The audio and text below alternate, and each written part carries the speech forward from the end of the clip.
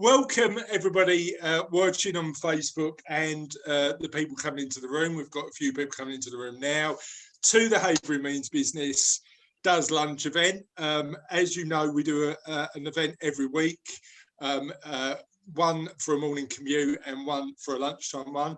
We've got an amazing lineup of people coming in to the meeting room, and what I normally start with is a bit of an icebreaker question. Hello Carol, how are you? You all right? But last week I got the icebreaker question completely wrong because I asked about love, and the lady who managed to answer first said, I don't know because I've been divorced 3 times. So I'm definitely not asking about love again. So I'm gonna play it safe this week, and I'm gonna start with Carol and say I've been reading a couple of books at the minute. I'm reading a book at the minute by a lady called Philippa Philippa Perry. Is Grayson Perry's wife, but she's a child psychologist, and she's wrote this book about parenting that's really good. It made me think, how do you learn? So I know that on a recent thread on Havering Means Business, we've been talking about podcasts and learning through sort of audio. But Carol, what's your sort of learning style? What's the way that you learn best? And what are you learning at the minute?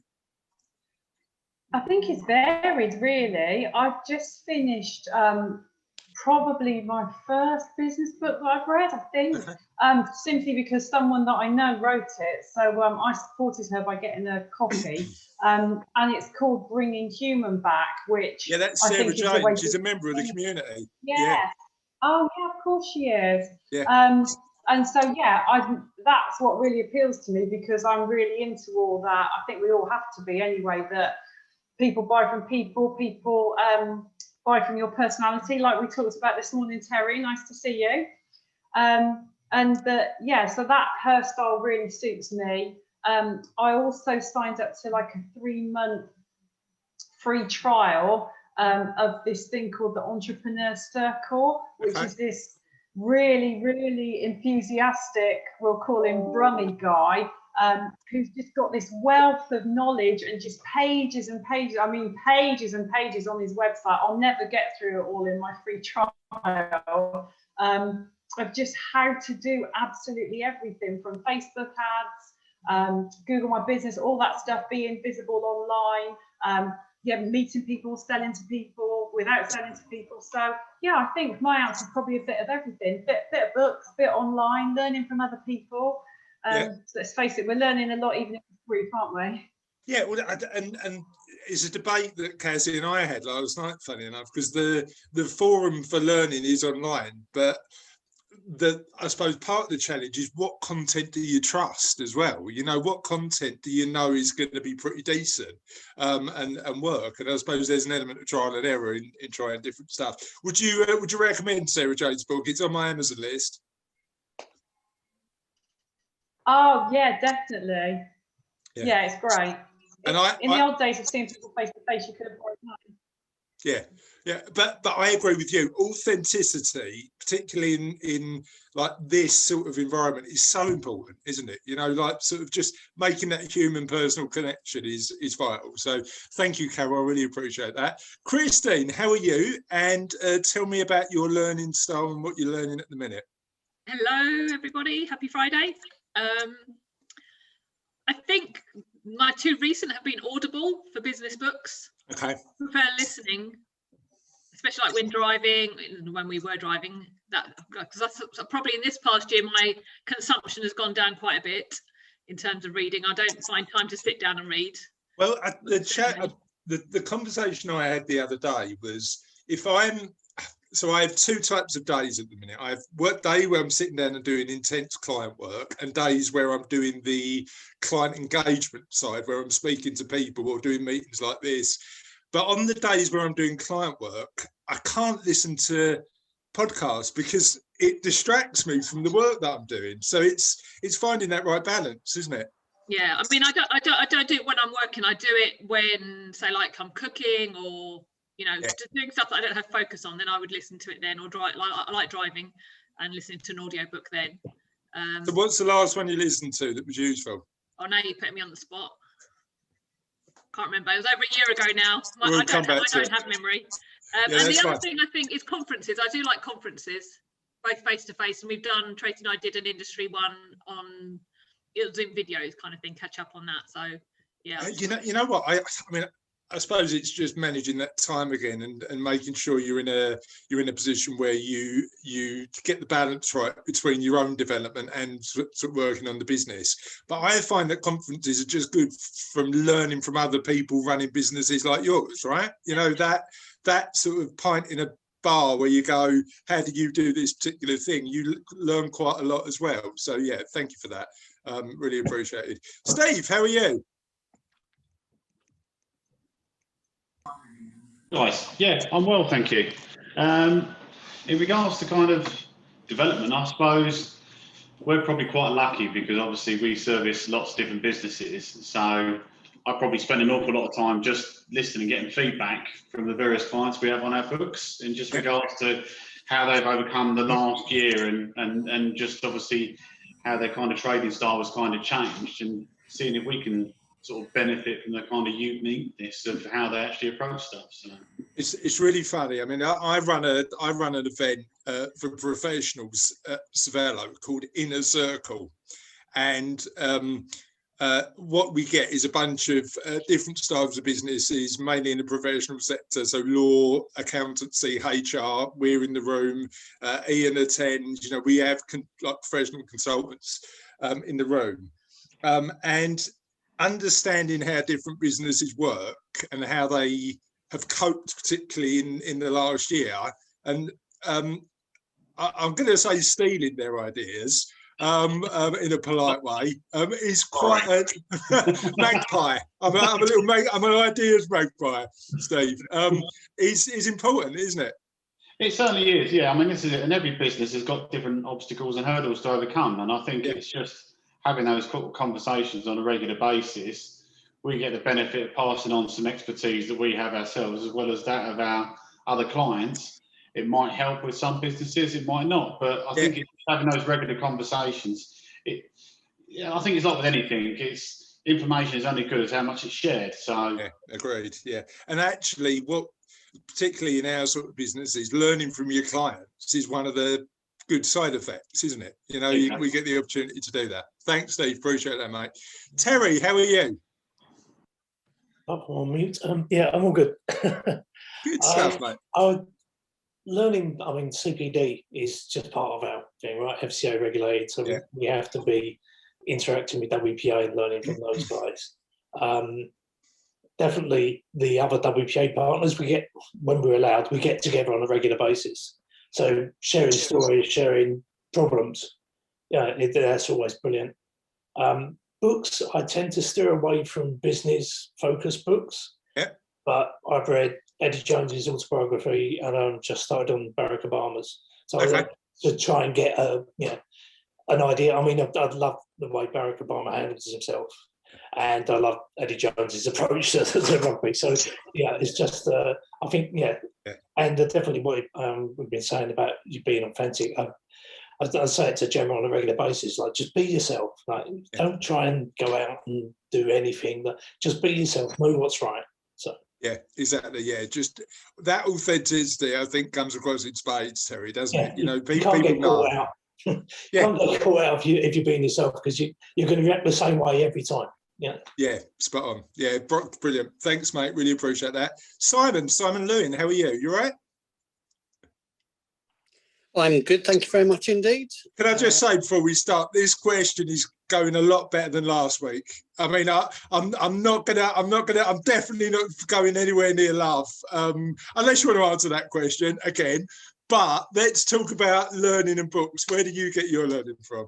I think a lot of it is practical stuff in terms of research that we might do with clients, learning from clients and sharing that knowledge. But I think, I'm not frightened to say I learn a lot from some of the external trainers that we bring into the business. Yep. So recently, things like social media. We also do mastermind groups, which also is an eye-opener. And something that hasn't been mentioned this morning is when you've got people, similar size businesses, maybe possibly in the same profession, it's a good way of chewing the fat and getting ideas and working out what works and what doesn't work. 100%. So yeah, that's where I come from. Yeah, 100%. It's funny, a few of the ideas, I've got a guy who runs a financial planning firm over in Surrey, and he started a local podcast for Surrey businesses, and part of some of the concepts we use in Havering Means Business, and we've attributed it to him, Amir, is directly sort of taken from what Amir's up to. So learning from your peers is fundamentally important. Julie, how are you? Talking to me is Julie. We've only got one Julie on the call today, which makes my life a lot easier.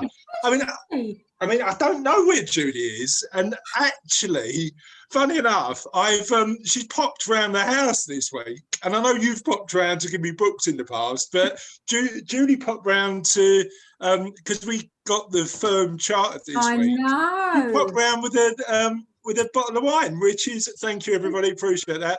Pop around with a bottle of wine in a beautiful sort of bouquet of flowers. So that was nice. So I don't know where she is, to be honest. I hope I haven't upset her, Julie.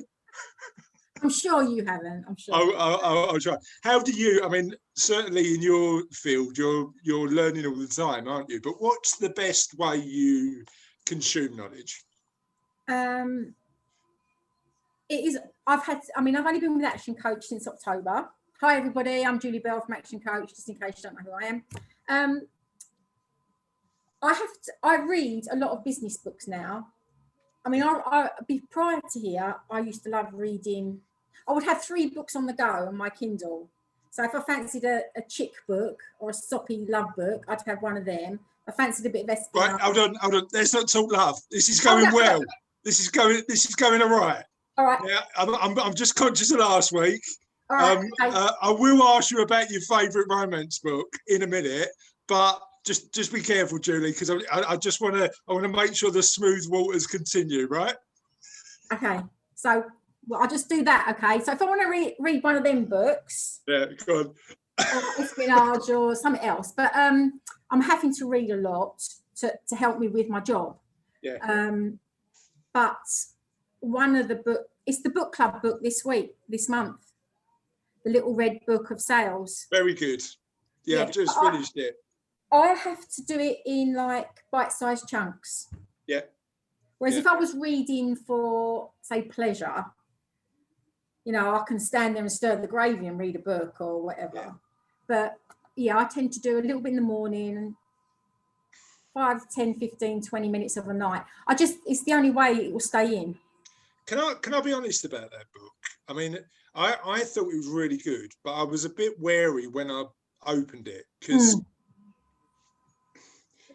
I think sales, and again, it's a potential debate we can have. In professional services, we've got to sell our services, but sales for our business and a lot of businesses in the room aren't about sales. It's about relationships. And I was when I opened that book, I thought it might be a book about that old school, direct sales approach. And actually it wasn't, was it? It was a book that advocates relationships, which absolutely. Is good to see. And for anybody, whether you're with Action Coach or not, if ever you can go onto his Facebook Lives, Jeffrey Gittimer, they are so funny. He shoots from the hip. There's no holding back. Yeah. But at book club this month, if anyone is interested, we have got an absolute great speaker coming. So you're all invited as my guest. There's no pressure. Cool. We'll come back to the business stuff in a minute because we're going to do a round robin on that, Julie. Okay. But and again, I'm taking a risk here. I know it. But go on. What's your favourite sort of novel, chick lit? Oh God, I'm going to tell you. It is because I'm reading it on my phone. It is terrible, but I'm absolutely terrible with titles. But it's a lot of love. It's a lot of love, Chris. A lot of love. I think I'll pass on that one. It always gets me a bother. Eva. The Giver of Stars. The Giver of Stars, right. Now, it's a Jojo Miles book. I love her writing. She's quite with it, Amazing. That's definitely not going on my Amazon list.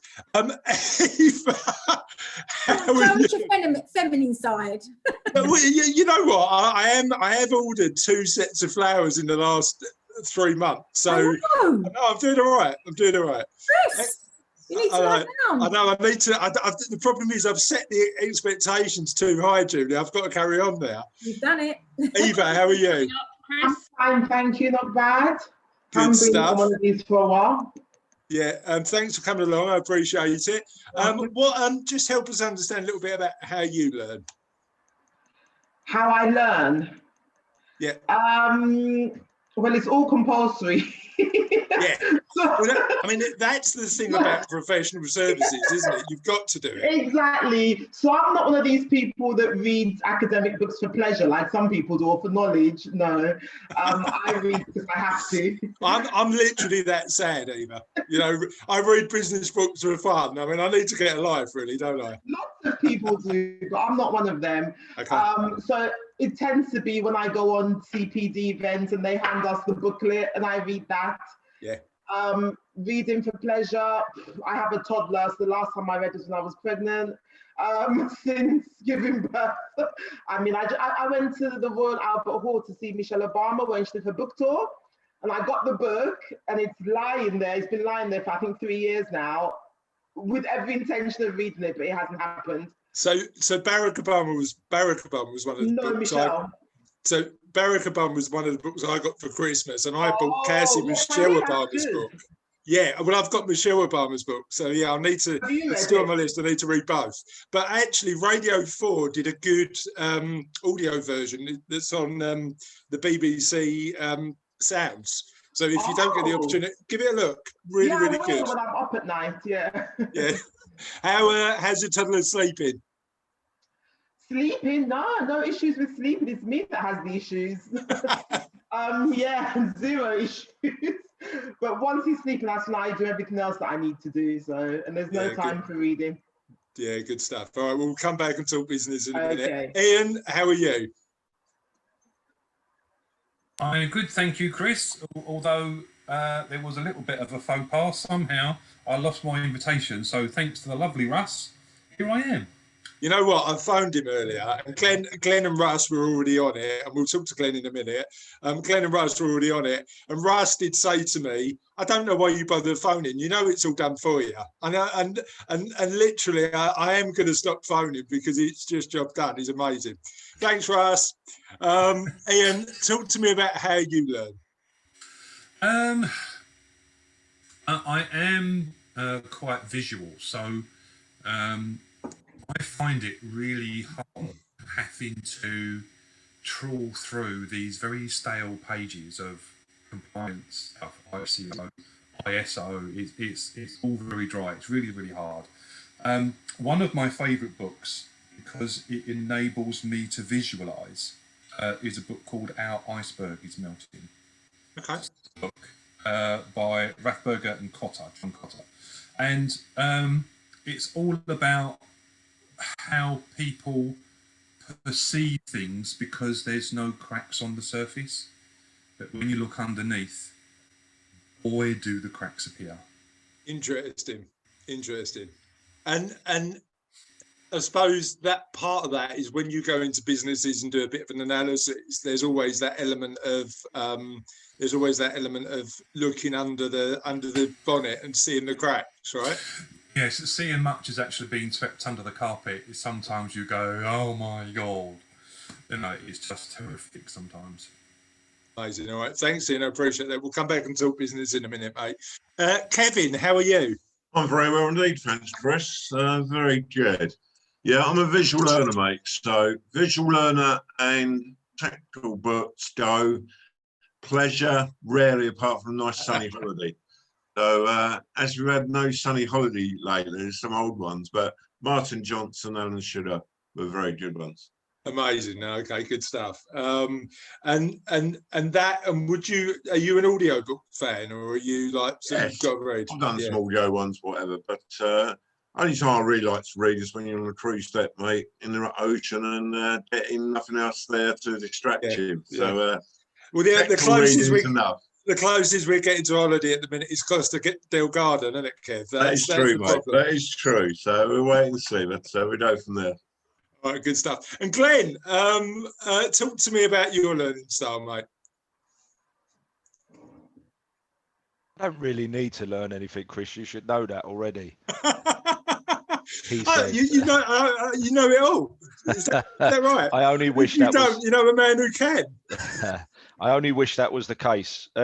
Lately, a lot of my learning has is sort of come off the back of a bit of competition watch more than anything else, because clearly there are a lot of organisations out there who do similar stuff to East London Business Place. And a lot of them are jumping on the bandwagon at the moment, especially following the releasing of, or the easing of lockdown, shall we say, and pushing this stuff out, and everyone's saying let's spring forward, and I tell you what's interesting though, because Cassie, and I don't look, but Cassie has seen some stuff happening online where people were sort of mimicking Havering Means Business stuff. And that never ever worries me, because I think actually if you're busy implementing the ideas, you're always going to be in front, right? Yeah. And I'm thinking, so I'm watching what these other guys are doing, and we've established a culture. Certainly in our organisation, used to be very much around, everyone was safeguarding their own organizations and never going on anyone else's webinars. But we're very inclusive, and we're always happy to refer our clients onto other people. So I'm looking at the other offerings out there, and continually going on webinars and stuff like that, varying times, to be perfectly honest, because I'm more visual than a book man, to be perfectly honest. And that's where I'm doing a lot of my learning at the moment, just to make sure that, one, we're current, and two, we're giving our SME clients all across East London the best possible chance of picking up the right amount of training, so that they're not wasting their time, especially now they need to really start getting back into their businesses. Taking that approach, collaborative, not competitive, I think longer term always wins. Longer term, you're always going to be better off doing that. And it's interesting because in our sector, we like to, and in this group, there's other financial planning businesses in this group that we work with. We don't do divorce work, but Fiona Morpurgo, who a lot of you know, does, because she's got a background in law. So we refer the divorce work to her. Find ways that you can work together. So you've come from love to divorce in about 5 minutes, Chris. You're doing well. I'm definitely not sort of going to go in depth in divorce, which is why we refer that work out, Glenn. On my book front, just to let you know.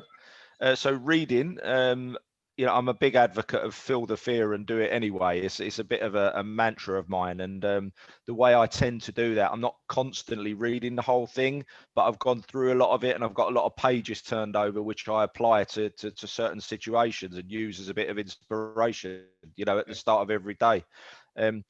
Other than that, it's my biggie at the moment on the fiction side is the Ian Rankin sort of rebus type stuff. Takes me miles away from where I am. Well, I tell you what, I'm looking forward to Mark Billingham's new book, because I got the opportunity. If it's not, this isn't the forum for it, but let me tell you, Glenn.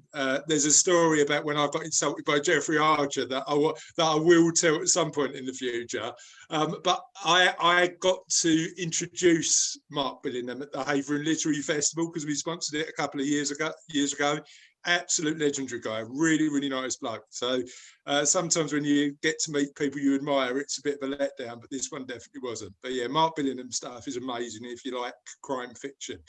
Okay. Carol, talk to me about what's going on in your business. Tell us a little bit about you and your business, and what life is like at the minute.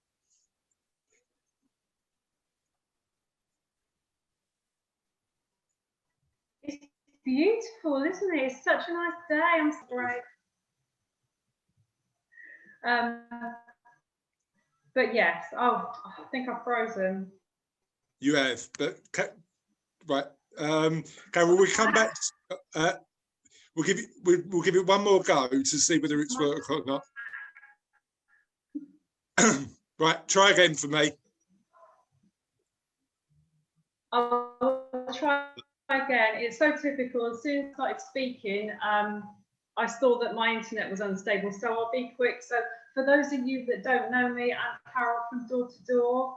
We're a leaflet distribution company covering all sorts of areas, including Romford and Hornchurch. And yeah, doing good at the moment, nice and busy, lots of new customers, all sorts of businesses at the moment. A couple of them to point out, a new rival to Just Eat and Deliveroo, those type of companies, starting up. It's not actually in the borough, but they're hoping to move into the Romford and Hornchurch area soon.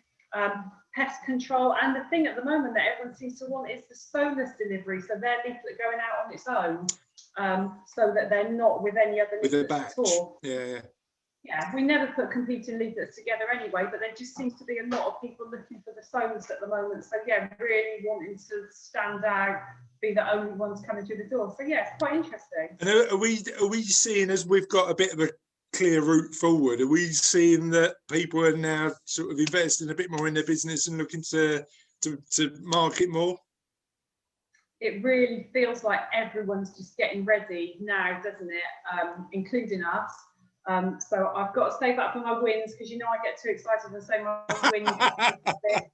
Right, hold the wins. Hold the wins until the end. We'll talk about wins at the end. That's all good. Christy, talk to me about your business and what's been going on in your world at the minute. Yeah, another nice week that's flying by again. Focusing on different elements of obviously digital marketing. So those of you that don't know me, I'm Perfect Layout Digital Marketing. So we help businesses with their digital marketing profile. So we've been doing some work for one client on their Google My Business listing. They redid their website earlier in the year, and now they've kind of built their profile out, or we have. So yeah, just working on those other core elements that are needed that many people forget. Amazing, good stuff. Steve, talk to me about what's going on in your world. Yeah, been another busy month for us. We've had a bumper month, which has been nice. So retaining all of our clients and acquiring new ones, which is always good. Good.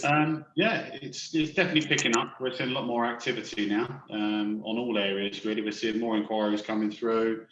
We're seeing more insurers keen to do business. So it does very much look like we are seeing the green shoots of recovery in regards to the sector as a whole. So yeah, it's all looking very positive at the moment. And I think part of that's driven by an element of clarity, isn't it? You know, having those dates in the diary, and even though they are subject to change, then gives people a bit of confidence. Are you finding? Yeah, but this is it. I think people are always kind of sitting there, and it's never, isn't it? I mean, how are you going to invest in your business or look to? I mean, we've got a lot of haulage logistic. I mean, you're not going to go out and invest in a lot more vehicles. Yeah, you don't really know where the industry's going or what's going to happen. So now we've kind of got this kind of route. I know it's not set in stone. Obviously, it is going to be changeable depending on as and when what happens, and obviously the various different kind of tick boxes that need to be met. But I think it does give people the confidence to kind of start investing back into their business again and start trying to kind of grow and aspire to do more than what they have been. I think a lot of people at the moment have been kind of treading water for the last year, just trying to get themselves through this period. And now it looks like people are keen to kind of step up a bit, which is good. Yeah, enthusiastic. And can you just let Sam know that a music recommendation, Kiss to Me on a Friday sounds like my cup of tea. That is a good shout. Well, all I can say, Chris, is when she switches to drum and bass, which is the one. Yeah. when it goes to the gangster raps, Steve, you've gone too far. When she's got the Eminem on in the background, you know, it's like you've got to worry about that. That's why I come in the office, leave her on the devices. I can have my music choice, she can have hers for a change. So. Yeah, exactly. Yeah, good stuff. Thanks, Steve. Appreciate that. Christine, one question for you. Talk to us a little bit about Google My Business, because I know that Russ, for both Savello and Havering Means Business, has been doing some work for us on that this week. But just for the benefit of the people in the room, just talk about Google My Business and what you need to do to make sure you're fully optimized.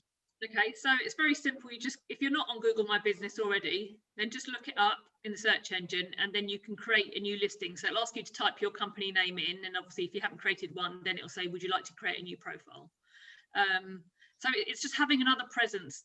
Your website alone is a bit like us networking. Us on our own, we don't get very far. When we have all these connections, it helps. And Google My Business is a profile not to be ignored, because it can almost be not a replacement of your website, but people, when they see the listing, click on it. And if you have enough information, that might be the only place they go to then call you as a business to inquire a bit more.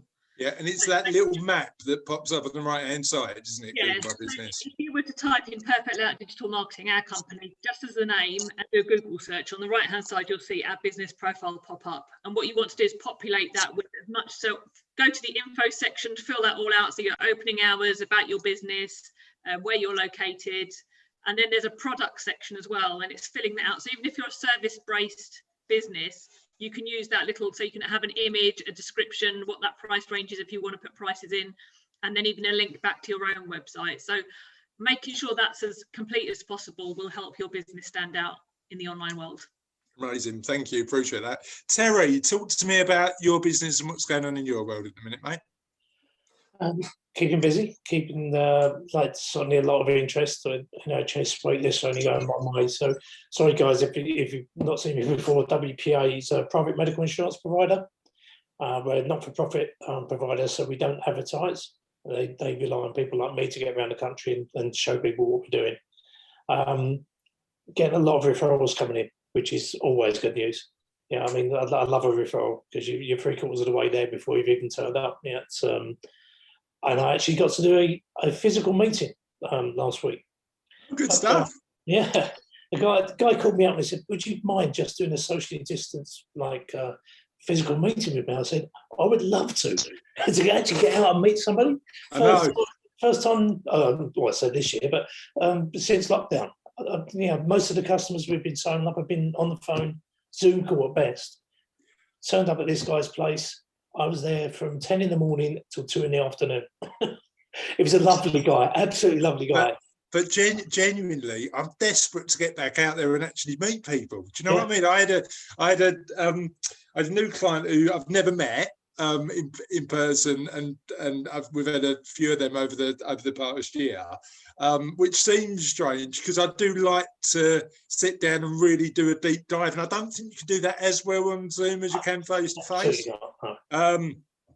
But the weird thing about it was, we spent 20 minutes of she signed terms, agreed to work with us.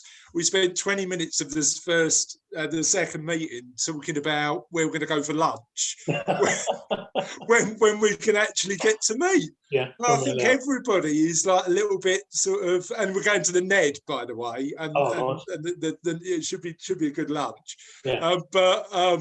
But yeah, that desire to just go out and be social again, I think is getting there.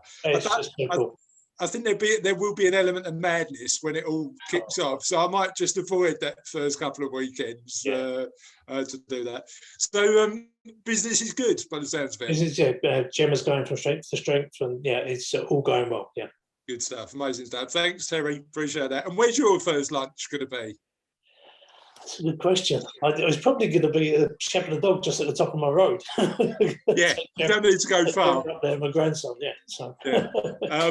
Hopefully, as well, it means that HMB will get to do some live events in 2021. Oh, yeah. I'm thinking, Kevin Holt. Kevin, your speaker's still on, mate. Just so you know. Sorry, mate. All right. Usually 1 moment. All right, no worries. The interesting thing is we're having a conversation with a venue about doing a garden party, so that might be our first little event. So we'll have to wait and see on that. Be really well attended. yeah, exactly. Yeah. Well, you came to our events when we did them in town, didn't you? They were quite good, those ones. So yeah. All right, good. Simon, talk to me about what's going on in your world, mate. I think it's primarily been taking on new clients, inducing them into the program. There's also an element of quite of collaboration work and referral work. So some of the people that are on the call today, hopefully will get a result in getting business from some e-introductions. I won't mention who you are, but I can see a few smiles, which is good. So yeah, that's really what's been going on. And I suppose also an element of self-development. So prior to this call, I was just doing a Zoom call about the Kickstart process in terms of how you can bring a young person on board into your business and grow your business. So yeah, those are the key things, I think. So Kickstart's an interesting one because it's something we might use at Savello in the coming months, but I don't know how long the scheme's intended to go on for. Do you know how long it lasts? It's going to go on for a little while. Obviously, there might be some changes as a result of the budget next week. What I would strongly suggest, and one of the takeaways, even though you can do it directly, if you want to actually save time and get the process probably done a bit quicker, 3 to maybe 4 weeks quicker, it's probably still worthwhile using a gateway. So one of the people that we're working with was a chamber that actually does gateway provision. Okay. And again, I really didn't mention who I am. You can see who I am from the bottom of the screen. For those who don't know me, I work for East London Business Place and I'm a business growth manager. We offer free business support across Havering and London. Oh, amazing! Thanks. I really appreciate that. Julie, talk to me about what's going on in your world. Actually, Julie, before I do that, one thing I want to mention: we are live on Facebook. This is going out live. I know it was weird because Cassie visited our offices to collect some stuff the other day, and our venue manager at our office had actually been watching every Facebook Live we've been doing on a Friday, and we didn't know. So she went, Chris must have been really embarrassed about that love question, and clearly I know I was. So if you are watching live, and I know that a bunch of you do and a bunch of you comment, please give us some comments. Please ask questions of Glenn when he does his presentation. Definitely get involved and engaged as you're watching live. It all helps and helps us allow you to promote your business. So make sure you do that if you're watching live. But live on the call now is Julie. So Julie, talk to me about what's going on in your business. I'm alive. Woohoo! Propped up here dead. What's going on in my business? Well, this week we have signed 3 new clients. So we are absolutely delighted. It's been a team effort from start because, as you know, we're very big on team. And it's amazing. We had our Action Club last night and we had 2 new attendees come. So we had 12 on the Zoom. And it was 4 till 6 it's meant to be, but we overrun till 25 past 6. And I actually said to Paul, the coach who presented it, I think had we all been in our boardroom like we used to be, it would have been a great event because you could just see people really wanting to interact. Yeah. But I think when you're all in your little thumbnails across the top and down the side or wherever you are, you can't, can you? Yeah. You want it to be as engaging as possible, but the dynamic's different, isn't it? Yeah. Yeah, so, I was building a cash flow plan for a client yesterday, funny enough, and like Carol's been struggling today, he was struggling with his web connection, and it just ruins the dynamic a bit, doesn't it? Do you know what I mean? Like, well, you want that engagement, but the dynamic's slightly different. But we'll get there. Can I mention about my book club now, or have I still got to wait? Well, you've also mentioned the wins of the week prematurely with your 3 new clients, so you might as well mention book club. Listen, I have been so excited this week. I feel like I've had a real injection of enthusiasm. Yeah, gotcha. I've had 9. Okay, this week I've had 9 one-to-ones. How about that? Very good. It's very good. Do you want to talk about book club? No, I'm going to wait now. We're just doing this in a completely random order. Thanks for that. Eva, tell us a little bit about you and what's going on in your world. Busy. Work is busy. It's things have really changed. Yep, the commercial property world is busy, and it's all kinds. I mean, at the beginning of this whole pandemic, I thought the office industry would crash because everybody was working from home, so we wouldn't need offices anymore. The high street would go, but a wide range of instructions. Warehouses are doing well, industrial estates are doing well, but you know, there's also offices and high street shops. So yeah. And don't you think there's going to be a change in dynamic? You know, in terms of how people work longer term. As you say, commercial property isn't just offices, is it? It's a wider range. But you finding that how people are buying and selling and what values changed? Not really. I mean, even residential, I'm selling lots of land for residential development. And again, I thought that, you know, with the recession and with people not knowing what was going to happen financially, and with the end of the stamp duty, land tax, holiday, people wouldn't buy. But developers are still buying land and building. I mean, the budget next week's going to be interesting, right? You know, I think the two factors that we're looking at, and for those who, I think everybody knows me on the call, but I'm Chris, I run a financial planning business called Savello. We think that the biggest impact on our clients might be capital gains tax going up, which is a potential thing he might do. But also he might do nothing and just defer it for a year and let people recover. But we just don't know at this point, do we? We don't. Yeah, I mean, we'll just see. Restaurants as well. So it's a really wide range of instructions and commercial property. Good. But that's good. You know, it makes us feel better. And how are you finding the balance between having a toddler and sort of running a career? Yeah, working from home, because obviously before there just wasn't, you know, drop him at nursery, go to work. Now, to attend this call, which I will come off very soon, you know, I've had to literally lock him in the bedroom with Ninja Kids on the TV. And, you know, when I'm trying to dictate and stuff, it's definitely I think my days are longer because I don't feel that I'm doing enough during the core hours because I'm, you know, making my dinner and doing this and doing that, But you know what? You know what's funny? I was going to be offended to say that you had to come off.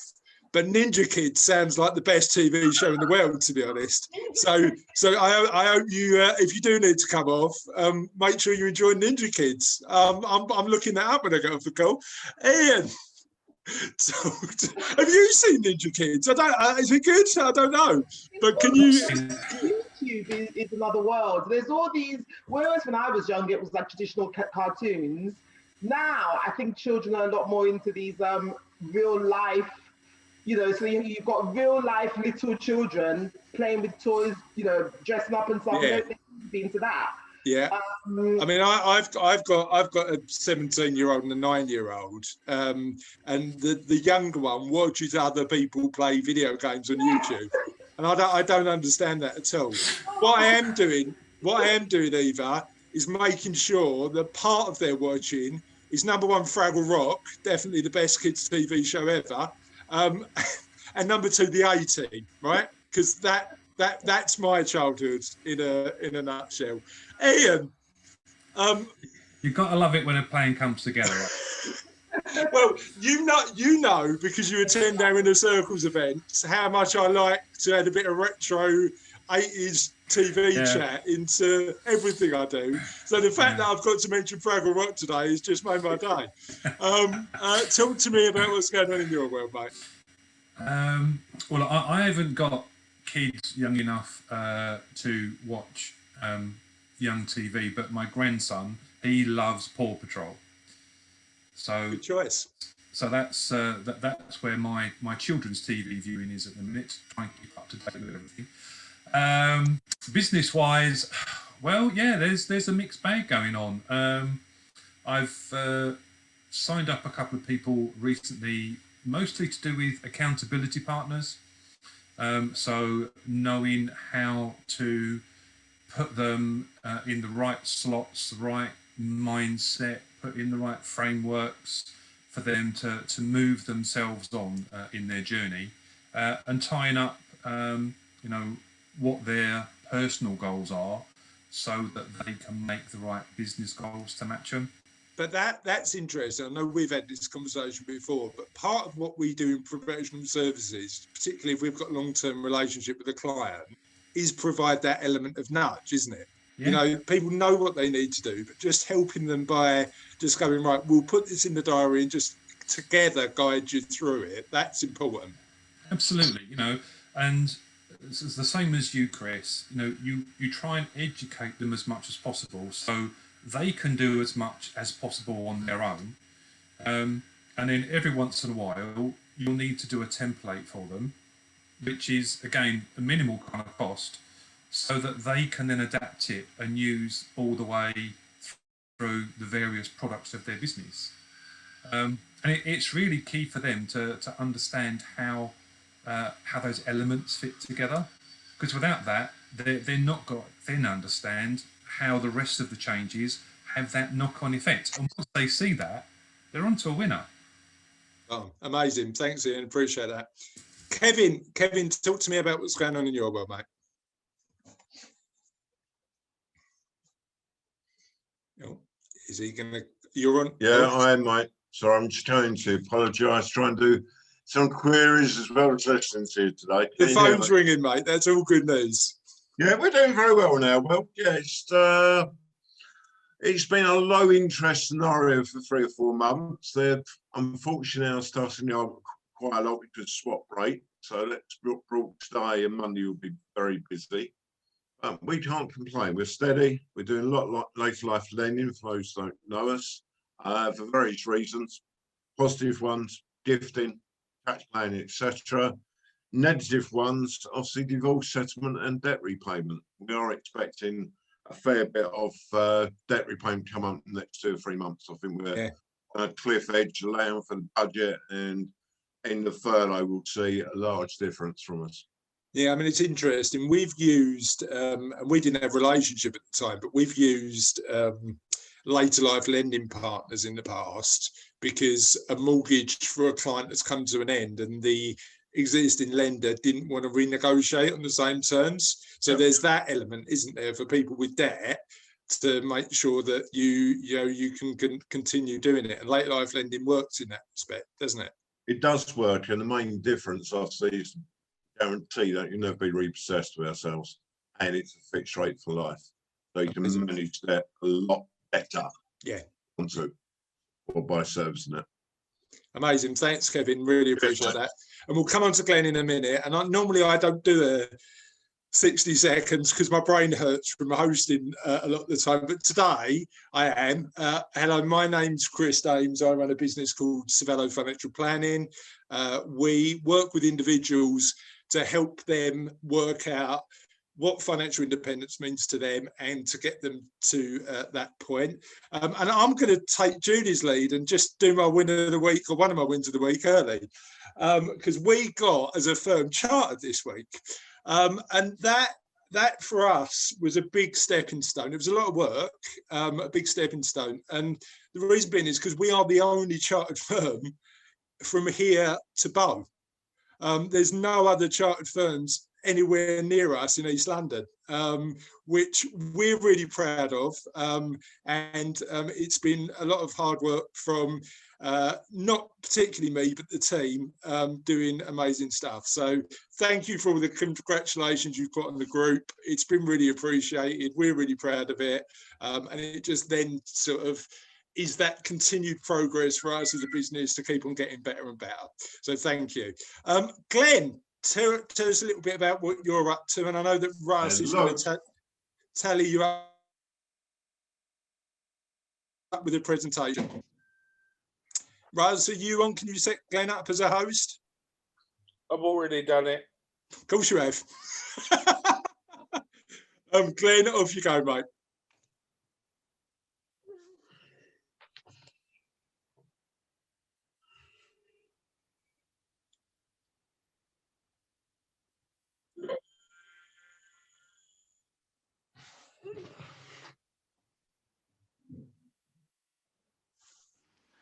It would help if I unmuted myself, of course, wouldn't it? Always the best start. Okay, can you see the slides okay? Yeah. Lovely. Okay, just to give you a brief introduction, I'm Glenn Addison. I'm the director of an organisation called the East London Business Place, or ELBP for short. We're currently running a service that is completely free to SMEs from varying sectors all across Havering and East London, called Building Legacies, hence the catchy title there. I'm trying to tab down. There we go. Okay. Just to give you a little bit of background, so it's a joint project, and it sits quite nicely, really. So we've never been a registered organisation. We're not a registered business or anything like that. So it's a project, and it sits in between the East London Business Alliance charity and the Canary Wharf Group. So on one hand, we've got the third sector approach, and Elba have got approximately 120 corporate members who we engage with, and the Canary Wharf Group. It was formed in 2008, following on from what was Canary Wharf Group's local business liaison office, which was a very successful brokerage program that took place between 1997 all the way up to 2007. It's publicly and privately funded. Our current program is match funded by the European Regional Development Fund and a number of local authorities and some private funding, and it's completely free to SMEs. So we've never charged at all for our support services that we provide to small and medium businesses across the region, and we have no intention of doing so. So our main hub office is in Canary Wharf. So Canary Wharf Group, who are my primary employer, really, they provide our board and lodgings and all of our IT and infrastructure and everything. And we outreach all across East London. The current support program that we're running and have been running since 2016, and it's funded all the way up to March 2022, is called Building Legacies. And we have a long-standing relationship with the London Borough of Havering as well, who are a match funder of our existing program. Just to give you a bit of an idea that we've got a rough idea what we're talking about here, as a consequence of the capacity building and the fitness to supply work that we do with businesses, we've helped SMEs to win over £315 million worth of contracts across public, private, construction, corporate sectors. We've also helped SMEs to safeguard 300 jobs and supported them to create another 440. Now, that to be honest, that's only the tip of the iceberg, because as we all know, when we send out surveys and we try and get this information from our clients, it's often very slow coming back. But it's nice to see that we're helping people to win business, and we're also helping them to keep hold of some jobs and to create new ones, and that's still happening during lockdown as well. We pride ourselves on the diversity of our membership, not just the range of services that our businesses offer, but in terms of BAME, 51% of our makeup sits in that space, and female-led businesses is 41.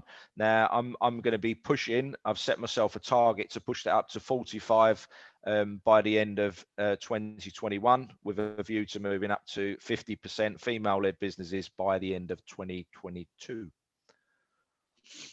So just to give you an idea of the team, so I'm the overall director of East London Business Place, which is the overarching project, really, and we can have any number of programs, sub-programs running there at any one time. Our main one at the moment is Building Legacies, so I look after that. We've got a senior operations manager who some of you will have seen on the Havering networking events that we run, Rob Bowles. I've got 4 business growth managers, and forgive me, I forgot to close the brackets at the end of that one when I put the presentation together. 2 back office staff who look after all of our events and everything. And as you'll have seen, so the dedicated BGM for Havering is Simon, who's on the call. I'm just getting a bit of feedback. Is someone need to Kevin, go can on you, mute? Russ, if Kevin's on a call, mate, can you mute him for me? No problem. Thanks, Joe. Okay, bye.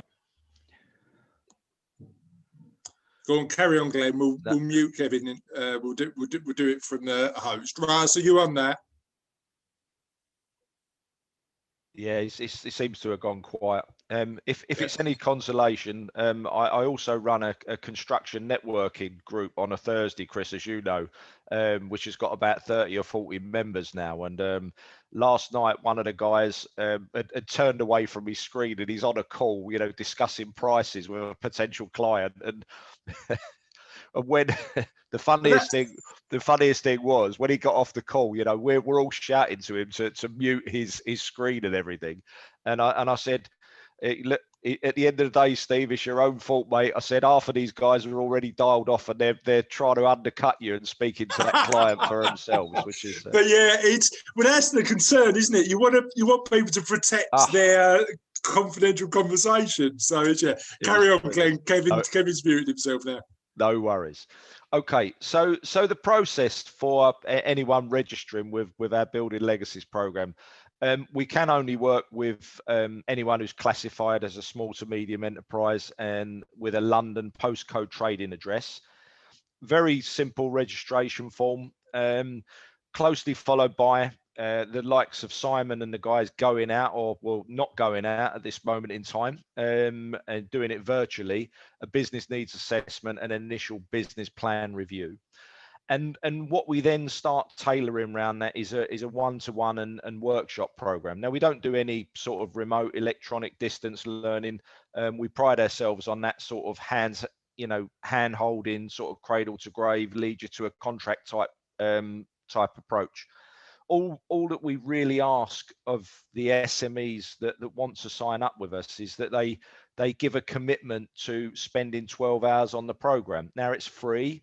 You know, we don't fine anybody if they don't actually complete that. But to be perfectly frank, it's not a lot to ask, you know, especially in the current climate. If you're committed to, one, surviving, and B, potentially thriving in the current economic climate.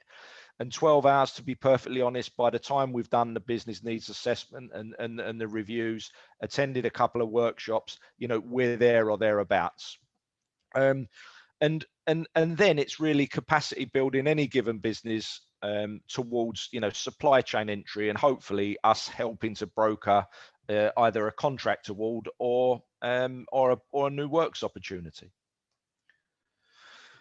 So sort of, you know, this is in no way limited to the list I've got here, because we do a lot of other stuff as well. But in terms of the workshops or webinars now, and what we put alongside that are some specialist one-to-one engagements as well. So when we employ consultants and trainers to help us run this stuff, we've also got an element of time where you know what it's like. Some people attend workshops and there are things they wanted to say but they didn't get the chance, or perhaps they were a little bit nervous, or perhaps they felt that they needed a really intense approach. So we tend to work on a sort of half-day basis, you know, combination of hours to make that up, where, you know, say for argument's sake, you suddenly realize, you know what, my social media is really bad, or the tenders that I'm putting in for, I've got a really bad hit rate, I want an expert to come in, and we arrange that. And these guys sit alongside or up on the shoulder of the likes of Simon, providing that expert support. So yes, we do the whole procurement, tendering and compliance suite. We're all over the business planning, social media, marketing, sales. One of the things we're really big on at the moment is the way people are pitching and presenting themselves. It's certainly something I've seen when I've been on a lot of Zoom and Teams calls with a number of our clients, that, you know, we need to start upping our game on that stuff as well. Legal, yes, you know, we bring in external legal trainers for all of the various things that's going on at the moment. Although I was a little bit surprised, one of our lawyers, you know, we were trying to put on a webinar about the business interruption insurance, and recently, and really didn't get a lot of take up. So I'm assuming that most people have either didn't have it or they've got it all covered off. Yeah, and we do a hell of a lot else. So here's a few of the sectors we cover. So we're really big in construction, healthcare, and creative. So they've always been the three main sectors that we focus on. Catering and hospitality, as we know, have been massively hit at the moment, but we've got a large chunk of our makeup sits in those sectors as well.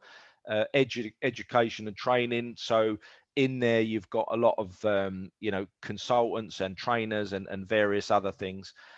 Cleaning and security is big, and we also do a lot of business support for professional services and helping those guys to network as well. In terms of some more benefits, there are some great networking opportunities, especially when we get to a stage where we're back either doing a hybrid or a more physical networking offering. Clearly, yes, we can do some, and I really like the look of this forum, to be perfectly honest. We're running a Havering networking session on a monthly basis that Simon chairs. And what we also say to our SMEs is that in addition to going along to something that's badged as networking, get yourself along to some of our capacity building workshops as well. And there's an ideal space there for you to network in a peer-to-peer type environment, and share some of them experiences and look for potential customers. We run an online marketplace as well, which has got approximately 200 of our clients on there. The way we look at the online marketplace is we're saying to our SMEs, while we're working with you to develop your business, get you into a position where you can bid for the bigger and better contracts, what better place to potentially be selling yourself than to other SMEs who might be looking to buy your services. So that's one other thing that we do.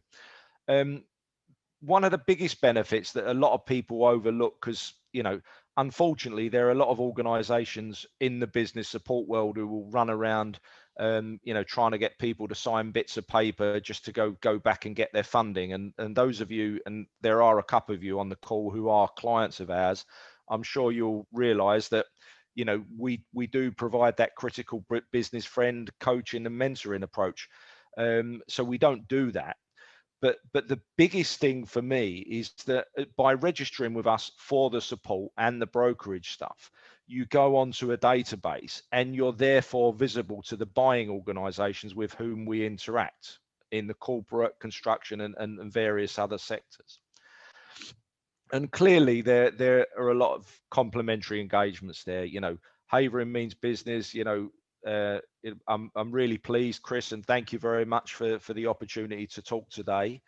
We're also doing Havering Beehive. We're working with the Chambers of Commerce in varying boroughs.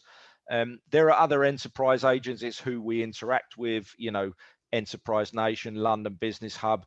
And as we were talking about earlier on the call, we're not frightened to refer anybody to anything really if it looks right to us and we think it's going to be of benefit and it's not something we provide and we think it's entirely complementary. We work on the basis that if you refer someone 9.95 times out of 10 they're going to come back to you anyway as a client. We engage with local authorities because there's a number of East London local authorities who are funding us at the moment. More recently, we've been doing a lot of work with them because they're trying to push out the various disruption grants and financial reliefs and what have you. But in addition to that, we're doing a lot of work at the moment around the whole procurement operations within each local authority. They keep talking about the fact that there are opportunities there for local SMEs and they want SMEs to bid for this sort of stuff. So we're sort of encouraging them to put their money where their mouth is, and we will support that with the appropriate training. And we're quite big on this. A number of years ago, I started coming out and saying this, and I actually got in trouble with City Airport, who were putting on a Meet the Buyer event, and they didn't quite like the fact that I was talking about the fact we only really want to work with buyers who've got realistic opportunities for SMEs, and we're not just there to make the numbers up at Meet the Buyer event. So we do only want to work with buyers who are really keen to diversify their supply chain, you know, in all manners of the word diversification. We like people who, you know, recognize the benefits, and it's not just saying this, oh, let's go locals, or, you know, it's more around, you know, what do you want to do directly? You know, what are you encouraging your supply chain to do? Can you introduce our SMEs to your supply chain? We want people who are prepared to support us trying to capacity build, you know, that local SME talent pool, because if people don't know what buying organizations are expecting and their standards and their accreditations and all of that sort of stuff, then there's always going to be this air of mystery. And what we're trying to do is demystify that. When I talk about realistic supply chain entry and contract opportunities, not interested in working with buyers who make it overly complicated for people. We are interested in working with buyers who are prepared to work with us, and some of them people who don't quite pass muster, you know, help us get them into a position where they can learn from their mistakes and then win, hopefully, next time. And this is it's a bit wordy, the next one. We only work with buyers who demonstrate a clear decision-making link between their sustainability agendas and teams and their procurement departments. In the local authority world, to me, that means the regeneration departments who are saying one thing, and their procurement guys who say, well, you can say what you like, but this is what we're going to do. And we see that in the construction sector, and we see it in the corporate sector as well. So we like to think that we work in a bit of an advocacy space between one part of the organization who are making these very bold statements and putting together their social value brochures and CSR brochures, but also, okay, how does that manifest itself into some real life works opportunities? And what I've got here, and I won't go through all of the detail. Now, these are not Havering organizations, but these I actually picked these two case studies because Simon did a lot of work with both these organizations. These fellas here, and some of you will have seen them around the circuit, Bike Dock Solutions, long-term clients of East London Business Place, met each other at university a number of years ago. And they're the guys who made the first bike racks, you know, where the bikes actually stand up instead of sticking out and reducing space. And, you know, given what's going on environmentally at the moment, and more construction developments are looking for bike racks and cycle stores and all that stuff. We noticed an opportunity with Canary Wharf Contractors for the prestigious Wood Wharf development. Simon did a lot of work with them in terms of, you know, looking at their business. We also provided them with one of our procurement trainers as well, who looked at how they were bidding for the work. Guess what? You know, they've won. It's gone over the 294 now, so it's 300 grand plus, and they've positioned themselves quite nicely with Canary Wharf Group as a consequence. But again, as we know, some of these things are a slow burn, and they've been working with us for about 10 years. And this guy here, promo to you, based over in Waltham Forest, fantastic business. He'll find anything for you in the promotional world at all. But again, he realized that he needed to step back from his business. He needed a bit more of a critical friend, worked on the basis that he doesn't know all the answers. Simon went in there and you know, really sat him down and took him through some of this stuff. You know, he's been to a lot of our Building Legacies workshops. He actually came along to a lot of our stuff before that program came in, went a little bit stale, was doing his own thing. Sort of, we re-energized that over the last couple of years. As a consequence, attended a couple of Meet the Buyers over at London City Airport, who I initially fell out with, but he's won some work with him. And he's also won some work providing materials to Canary Wharf Group as well. So, you know, proves it works really.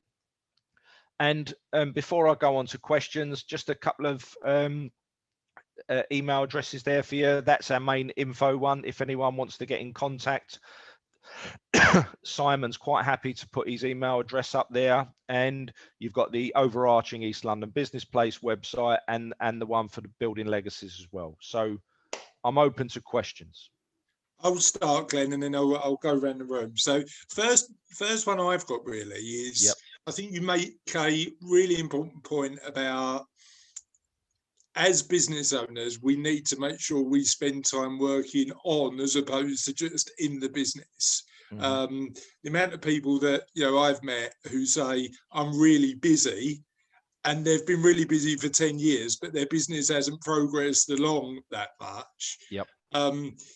Because they've been busy all that time. So what tips and tricks would you say to a business owner that's just joining your scheme to say, actually, this is what you need to do to get the foundations in place? I think in the first instance, and really, really interesting that you asked that, Chris, because it came up yesterday while we were running a webinar with Tower Hamlets, and it was very much around how much time and effort the people put into their bids and tenders and all that sort of stuff. What we advocate is that in the first instance, they actually become a bit of a pain to their business growth manager and accept the fact that there is such a thing as a free lunch in our world, and really go to the first business needs assessment and the business planning sessions with a really, really open mind and be prepared to be really, really honest, and then use the business growth managers like Simon as that critical friend and insist on some dates going forward so that you can be held accountable for what you're doing. And you've got someone there who will the beating stick or praise you as the case may be. I mean, that accountability is fundamental, isn't it? Knowing you've got a date in the diary, in our world, as just knowing that we've got something coming up and saying we're both collectively going to get stuff done by that day is important. Yeah, no, absolutely. And one other thing that we discussed yesterday, Chris, and there's been some science done around this about when you should actually take that time to really step away from your business and do your social media, look at the work you're bidding for. Don't do it on a Monday, because all hell could have happened over the weekend and you'll go banging in on the Monday morning. Don't do it from Thursday afternoon onwards, because try as we might, you've still got people winding down and working from home and playing golf and God knows what else.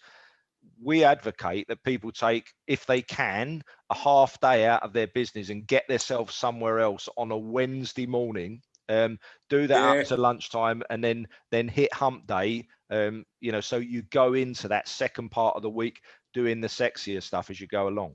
That's a good tip. I mean, I'll go to the kitchen as opposed to the office. I haven't got much choice in the minute. No, I've got the shed or the garage at the moment. Well, I'm in the garage at the minute. I'll move to the kitchen. Any questions from anybody for Glenn? I've got one, Chris. Go on, Ian. Glenn, what do you find is the question that businesses, fledgling or otherwise, don't ask that they should? I think, from my opinion, and especially for for business owners who've run the business for a long period of time, and two, is with the fledgling ones who are so enthusiastic about what they're trying to do that nothing on earth is going to stop them. It's actually asking the coach or the mentor that we provide, can you really give me an honest appraisal of what I'm doing here, and be prepared to take that on board? And a lot of people don't ask us that question. I love it when people turn around and say, well, Glenn, what is it I'm doing wrong? And I said, well, I've never said you're doing anything wrong, but let's look at some areas where perhaps you feel a little bit uncomfortable, and because you've either been in the business for so long or you're so enthusiastic about it that you're glossing over some really key points. Ask that in the first place. Yeah, and I suppose the other factor you raised is an interesting one, because it's that time, isn't it? I think people underestimate, particularly with bigger tenders, the time it takes that you need to invest. Carol, did you have a question? No, she didn't. Anybody else got any other questions? Mine's not a question, but I just wanted to kind of say a big thank you to East London Business Place. So Tracy and I have been on their programme for a good few years now. And so rather than necessarily this group, but anybody that's watching via Facebook that's a member of Havering Means Business, if you are a small entity, a solo business, I would say reach out to these guys, because it's just nice to have that extra person making sure you're accountable for what you're doing, pushing you in the right direction. And we've had Simon kind of do that, give us those kicks up the bum that we've needed. Just, it wasn't things that we didn't necessarily know, it's things you may know, but it's having that somebody remind you this is what you should be doing next, which I think Tracy and I have found really, really helpful. Thank you, Christine. And I may well be speaking to you after this call. Actually, I think we may have discussed this on one of our Havering networkers. I've got a group of construction guys that we're working with. We sort of threw it together really during lockdown to enable them to what used to be physical networking, maybe in the pub or the golf course on a Thursday. You know, it's now done virtually, which some of them are not necessarily overly comfortable with. But one of the things we have been noticing is that, you know, through lockdown, construction guys have been really, really busy, and there's plenty of work at the moment. And we could be in a bit of a boom and bust, because there's a load of resi work, because everyone's at home, everyone's spotting things wrong with their houses. Let's get that done. So the roofers are fine, the cladders are fine, the drive layers are fine for now. But the bit that I think a lot of people in the construction industry in tiers 2, 3, and 4 are missing is their websites and continuing to market themselves digitally and doing it well. And I think there's really a space for, you know, organizations like yourselves to maybe come along to a couple of those forums to do some tip, you know, sort of tricks of the trade type stuff, you know, bits and pieces that they're really taking their eye off the ball on. So while they've got all this work coming in, you know, don't forget that you still need to be bidding for future works for the 2-year, 5-year plan.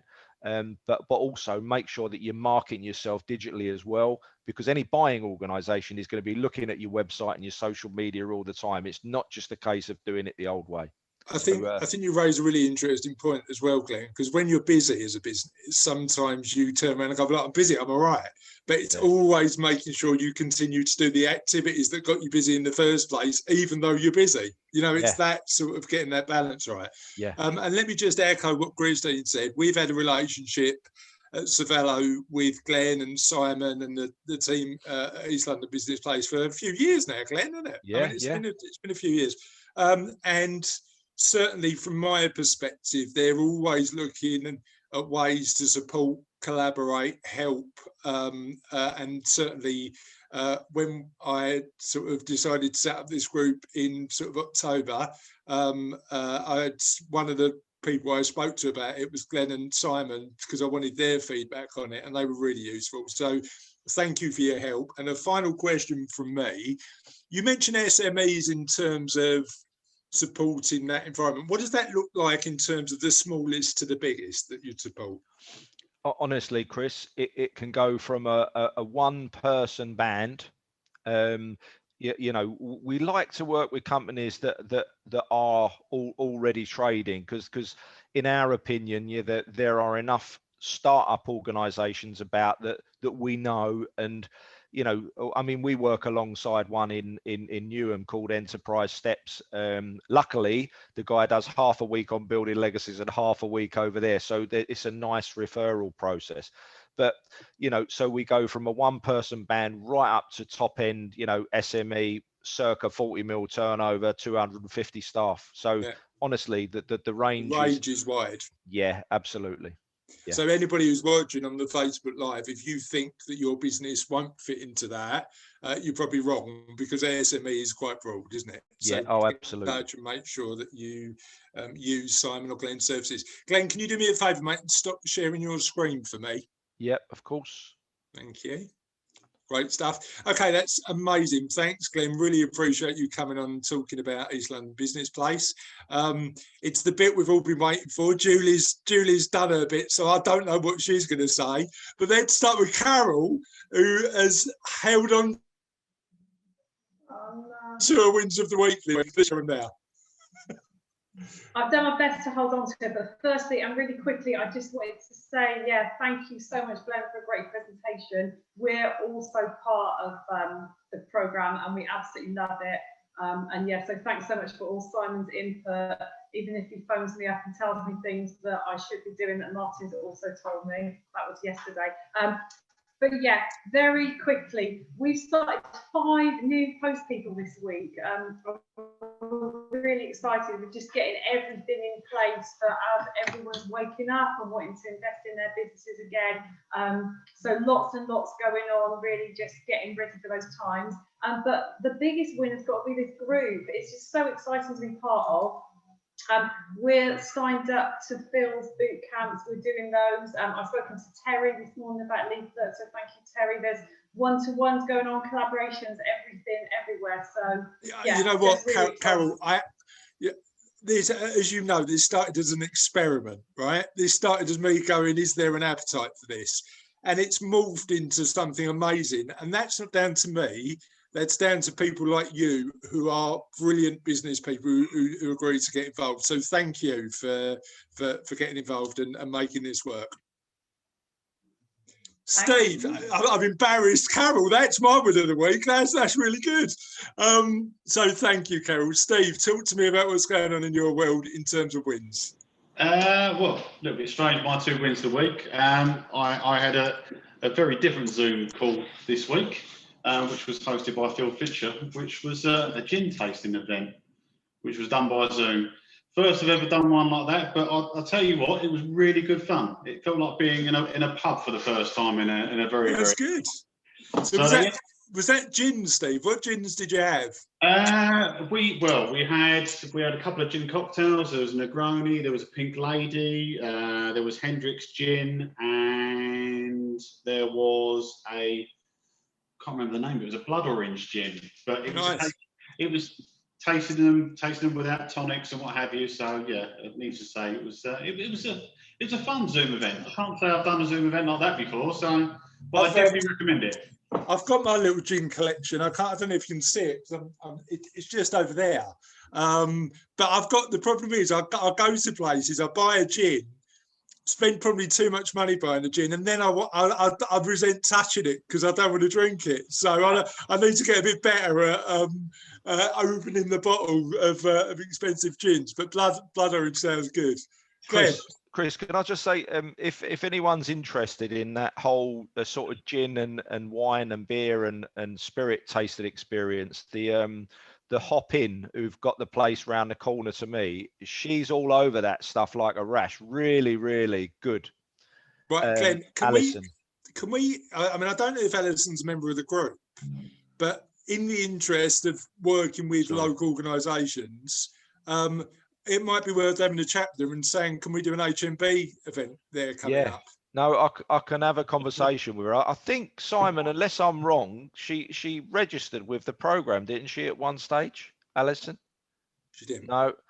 All right, he's shaking. He won't take his mute off because he failed to capture that particular registration for me. So there's some training needed there. There was me looking for a few freebies as well, but there you go. And I know when we had our last meeting, we agreed that our next meeting was going to be at the Hop In. So maybe there's something we need to sort out. Yeah. Well, let's do that. Perhaps you and I can do a scouting mission. Only for 4 hours. Yeah, exactly. If Cass is watching, which I think she is, that's business, Cass. All right. It's just I'm doing this as a professional courtesy. Steve, what was your other win, mate?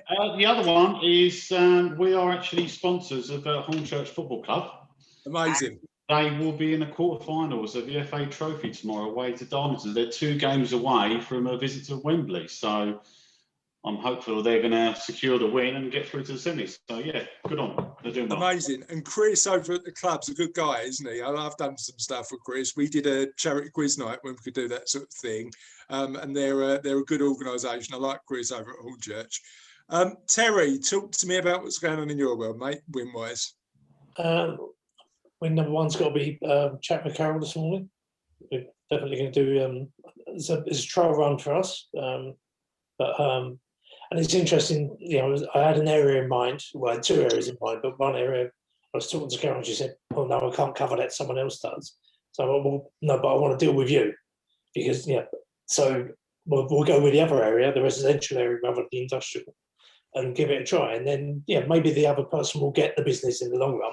But if I'm going to try it, I want to try it with somebody that we're networking with and But bottom line, it's that relationship, isn't it? You know, absolutely, if you've got a relationship with somebody, you want yeah. to work with them directly. Yeah, spot on. And then the other win, we've negotiated the purchase of a franchise for Gemma. So she's going to be a WPA partner. Well, we're going to work the business together anyway, but she's going to have her own income stream, everything else. So she's got the area from Harlow up to Stansted. Okay. And anything around there. So if anybody knows of any networking groups in that area, then we'd be interested to hear. So cool. Thanks, Terry. It sounds all like progress. So all good stuff. Yeah, it's all good. Julie, you've done your wins, so I don't know what's coming next. I mean, like your marketing videos, I'm always surprised, pleasantly. So I don't know whether there's going to be a tree in this part or a bit of snow, or but what have you got to tell us? Well, I feel that's a bit of an anticlimax now, quite. But right, okay, my wins are 3 new clients and 2 new attendees at our Action Club. But I just want to promote Action Coaches Book Club on Tuesday, and it's all about sales. And we've got a guest presenter, Cameron Scott, who is absolutely bloody phenomenal. What he doesn't know about sales isn't worth knowing. He has built a successful career.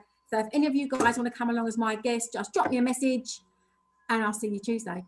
Yeah, and I'm a member of that book club. I get a lot out of it. So It's good fun. Yeah, it's good fun. I always enjoy coming along. Thanks, Julie. Appreciate that.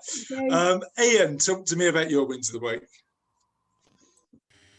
No, I just want to again pick up on what Glenn said. I had a really fantastic chat with Carol and Martin, not this week, but the last week, and I can't believe how accessible their services are. So I've got something else to do first, then I'll be coming back to them.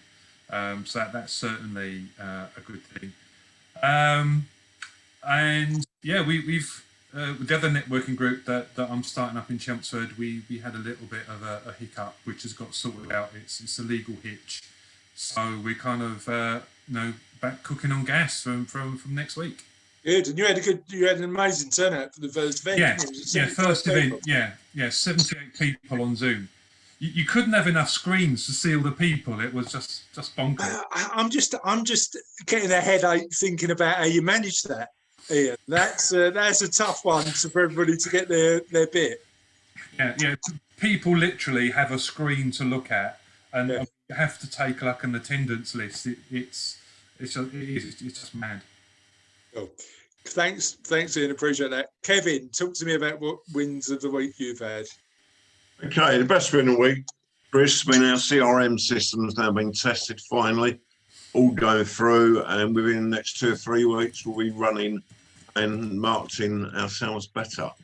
So a lot of hard work's gone into that, so we're pleased that that's coming on board. Other win, just pleased to see that weather is now cheering up to be a decent spring, hopefully. We're on the way to some better forthcoming social as well as work-wise. Fingers crossed. Right. Yeah, fingers crossed. I went out for my because I'm training again now for the marathon. I'm doing the marathon in October, and I had a bit of a failed run because I thought the weather's good. I'm getting out and putting my trainers on, but I saw a guy that I haven't seen for a year because we used to meet up at Park Run and stop for a chat for half hour. So the training's not going well so far. Right. But we'll get back on it. Thanks, Kevin. Appreciate that. Simon, talk to me about your wins. I mean, clearly, we're not going to mention the failure about not getting the pub as a client. We're not going to mention that. No, I've got sort of bigger visions. I'm speaking to someone who's trying to promote a whiskey investment business. Right. So, yeah, that's I suppose a win if you like whiskey. I think the biggest win is actually a meeting we did yesterday. Glenn mentioned it on procurement, and it's involved probably somewhere in the region of 40 or 50 businesses on the webinar in the end. And at the end of the session, one of my clients piped up and sung my praises, and she didn't need to get paid for it. So that's a win-win-win as far as I'm concerned. 100%. And we've got a conversation going on in the chat about Church's chance to win. It looks pretty good. So all good. Thanks, Simon. Appreciate that. Christine, talk to me about what your win is. Not quite a win yet. So we've had a busy week with some nice one-to-ones, but I posted yesterday, for those of you that don't know me, is my other hat is I'm a hypnobirthing teacher. And today's one-to-one was with a lady who is setting up hypnobirthing teaching in Chelmsford, but she also does British Sign Language. So she wants to incorporate sign language for antenatal classes, which I think is wonderful because anybody that's deaf probably doesn't have access to any antenatal training. Interesting. So I'm really hoping that she works with us because I'd be really excited to work on that project. Yeah, and that's niche, isn't it? But That's certainly very a big enough niche to have a business there. Yeah, she's been teaching since November, and through her sign language that she does at her day job, she said word is spreading through that community. So I think she'll do brilliantly. But yeah, it'd be nice to kind of broaden it out for her. Amazing and then stuff. just a reminder from the talk that I did a couple of weeks ago, we offered the website health check for half price for HMB members, and our deadline was today. So if anybody else would like to take up our offer, fine. Right, thanks, Christine. I really appreciate that.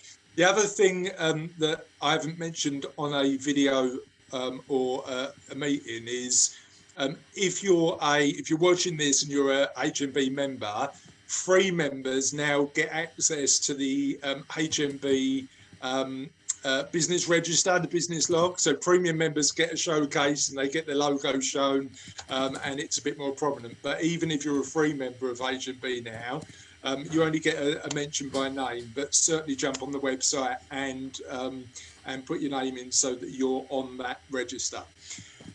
That's it for today. Hope everybody has a lovely Friday and a great weekend, and I'll catch up with you on the community sometime next week. Have a good one, guys. Bye, everyone. See you later. Bye. Bye. Bye.